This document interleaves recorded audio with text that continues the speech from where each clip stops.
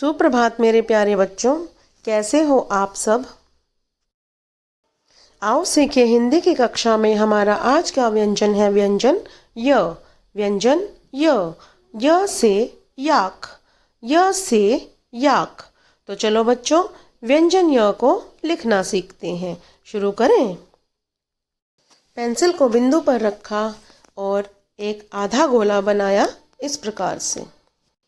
अब यहाँ से नोक निकालते हुए इसको गोलाई में घुमाते हुए ऊपर की तरफ ले गए इस प्रकार से। अब एक सीधी रेखा बनाई और ऊपर शिरोरेखा बनाई। ये है हमारा व्यंजन य। पेंसिल को बिंदु पर रखा और एक आधा गोला बनाया इस प्रकार से। अब यहाँ से नोक निकालते हुए गोलाई में ऊपर की तरफ ले गए इस प्रकार से। अब यहाँ से एक सीधी रेखा लगाई इस प्रकार से और ऊपर शिरोरेखा बनाई इस प्रकार से। व्यंजन य। तो मेरे प्यारे बच्चों, आज हम बनाना सीख रहे हैं व्यंजन य। य से यज्ञ, य से यज्ञ, य से यान, य से यान।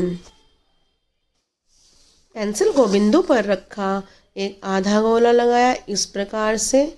अब नोक निकालते हुए इसको गोलाई में ऊपर की तरफ ले गई इस प्रकार से। एक सीधी रेखा लगाई इस प्रकार से और शिरोरेखा बनाई इस प्रकार से। लेकिन ये हमारा व्यंजन य गलत है। क्यों गलत है बच्चों? क्योंकि जब आपने ये आधा गोला बनाया इस प्रकार से और नोक निकालते हुए गोलाई में ऊपर की तरफ ले गए थे तो नीचे वाली रेखा से मिला दिया था, जिससे हमारा व्यंजन य गलत हो गया था। तो मेरे प्यारे बच्चों, व्यंजन य बनाते समय आपको नीचे वाली रेखा तक इसे नहीं मिलाना है, वरना आपका व्यंजन य गलत हो जाएगा। पेंसिल को बिंदु पर रखा, आधा गोला लगाया, नोक निकालते हुए गोलाई में ऊपर की तरफ ले गए इस प्रकार से। सीधी रेखा लगाई इस प्रकार से, शिरोरेखा बनाई इस प्रकार से। ये है व्यंजन य। पेंसिल को बिंदु पर रखा और एक आधा गोला लगाया इस प्रकार से। इसको गोलाई में घुमा दिया इस प्रकार से। सीधी रेखा लगाई इस प्रकार से और ऊपर शिरोरेखा बनाई इस प्रकार से।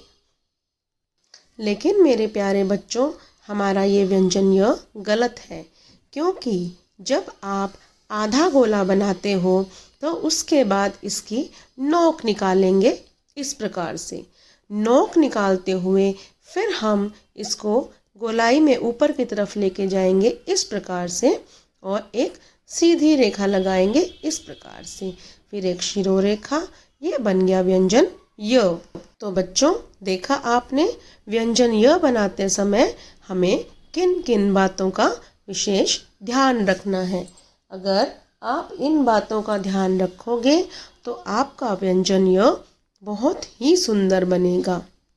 तो मेरे प्यारे बच्चों, अब आपकी बारी है सुंदर सुंदर व्यंजन य को बनाने की। बनाओगे ना मेरे प्यारे बच्चों? धन्यवाद मेरे प्यारे बच्चों।